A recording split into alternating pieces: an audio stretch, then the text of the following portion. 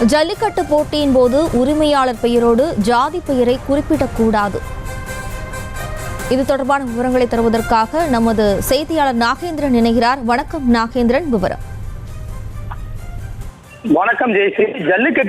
ஜல்லிக்கட்டு போட்டியின் போது காளைகள் அவிழ்க்கும் போது உரிமையாளர் பெயரோடு ஜாதி பெயரை குறிப்பிடக்கூடாது என்ற உயர்நீதிமன்ற மதுரை கிளை முறையாக பின்பற்ற அது உத்தரவை பின்பற்றி ஜல்லிக்கட்டு காளைகள் அவிழ்க்கக்கூடாது என்ற உயர்நீதிமன்ற அந்த உத்தரவை முறையாக பின்பற்ற வேண்டும் என உயர்நீதிமன்ற மதுரை கிளை அந்த முக்கியமான உத்தரவை பிறப்பித்திருக்கிறது.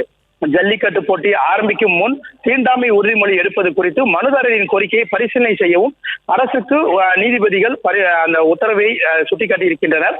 மதுரை மாநகரி பகுதியைச் சேர்ந்த செல்வகுமார் உயர்நீதிமன்ற மதுரை கிளையில் தாக்கல் செய்த மனுவில் தமிழர்களின் வீர விளையாட்டான ஜல்லிக்கட்டு போட்டி தை மாதம் தொடங்கி பல்வேறு மாவட்டங்களில் நடைபெறும் ஜல்லிக்கட்டு போட்டிக்கு தடை விதித்த பின்னர் நீண்ட போராட்டத்திற்கு பின் தமிழ்நாடு அரசு சிறப்பு சட்டம் இயற்றி ஜல்லிக்கட்டு போட்டி நடத்தி வருகின்றது. இந்த நிலையில் மதுரையில் பொங்கல் பண்டிகையொட்டி உலக புகழ்பெற்ற அவனியாபுரம், பாலமேடு, அலங்காநல்லூர் உள்ளிட்ட பகுதிகளில் நடைபெறும் ஜல்லிக்கட்டு போட்டி சிறப்பு வாய்ந்தவை.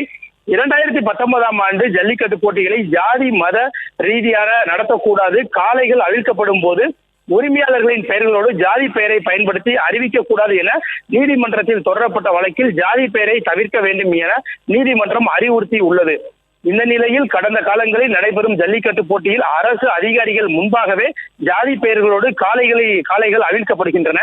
இது உயர்நீதிமன்ற உத்தரவிற்கு எதிரானது. இந்த நிலையில் இந்த ஆண்டு நடைபெறக்கூடிய ஜல்லிக்கட்டு போட்டியின் போது காளைகள் குறித்த அறிவிப்பின் போது உரிமையாளரின் பெயரோடு ஜாதி பெயர்களை அறிவிக்கக்கூடாது எனவும் போட்டிகளில் பங்கேற்கும் அனைவரும் தீண்டாமை ஒழிப்பு உறுதிமொழி கட்டாயம் எடுக்க வேண்டும் என உத்தரவிட வேண்டும் என இந்த மனுவில் தெரிவித்திருந்தார்.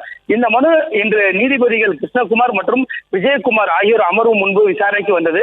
மனுதாரர் தரப்பில் ஆஜரான வழக்கறிஞர் ஜல்லிக்கட்டு போட்டியின் போது காளையின் உரிமையாளர்கள் பெயர் வாசிக்கப்படும் அப்பொழுது குறிப்பிட்ட ஜாதியின் பெயரை சொல்லி காளைகள் அவிழ்த்து விடப்படுகிறது. இவ்வாறு செய்யக்கூடாது என 2019ஆம் ஆண்டு உயர்நீதிமன்றம் உத்தரவு பிறப்பித்துள்ளது. அதனை பின்பற்றுவதில்லை, முறையாக பின்பற்ற உத்தரவு பிறப்பிக்க வேண்டும். அதே போல் ஜல்லிக்கட்டு போட்டி ஆரம்பிக்கும் முன் தீண்டாமை உறுதிமொழி எடுக்க உத்தரவிட வேண்டும் என வாதிட்டார். அரசு தரப்பில் ஆஜரான வழக்கறிஞர் உயர்நீதிமன்ற தீர்ப்பை முறையாக பின்பற்றும் என உறுதியளிக்கப்பட்டது. இதனைத் தொடர்ந்து நீதிபதிகள் ஜாதி பெயர் சொல்லி காளைகளை அவிழ்க்கக்கூடாது என்ற நீதிமன்ற உத்தரவை முறையாக பின்பற்ற வேண்டும். மேலும் தீண்டாமை உறுதிமொழி எடுப்பது குறித்து மனுதாரரின் மனுவை பரிசீலனை செய்து உரிய முடிவு எடுக்க வேண்டும் என அரசுக்கு உத்தரவிட்டு இந்த வழக்கை முடித்து வைத்துள்ளனர். ஜெயஸ்ரீ, செய்திகளை உடனுக்குடனும் துல்லியமாகவும் தெரிந்து கொள்ள சப்ஸ்கிரைப் பண்ணுங்க.